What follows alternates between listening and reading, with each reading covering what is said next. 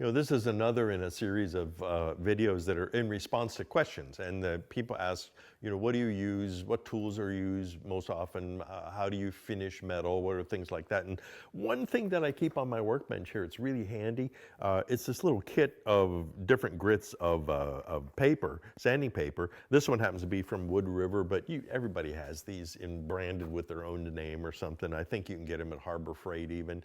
And they're like $10 or $15, but it's really handy because it's got 180, 240, 320, 400, and 600 grit.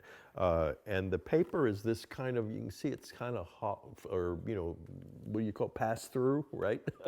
And what's nice about that is it lets, if you're sanding a little bit of wood like on a stock or something, it lets the sawdust pass through. Or if you've got a slurry of oil worked up while you're using this to sand metal, it lets it sort of churn the lubrication around and keep clearing the surface.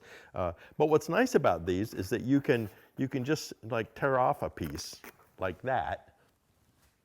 And now I have this like really handy little piece that I can get into a corner, or, you know, if it's a revolver flute, or you want to put it on something flat and do your sanding. And so it saves you having to cut up a big sheet of sandpaper. And I know that you always end up with pieces of sandpaper all over the place.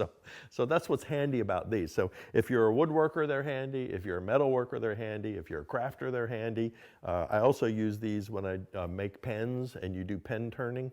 These is a good way to sand. I use these quite a bit on my metal lathe to do like a final finish, like if I want a 220 grit finish on you know, a piece of steel that I'm turning, or to work out the scratches in something and get it to a certain point.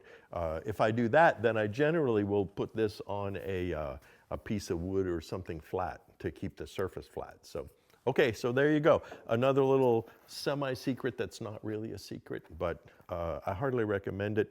And I would get other papers too that go on up to at least 1,000, maybe 1,500, because if you're really going to polish something, you need to get that fine.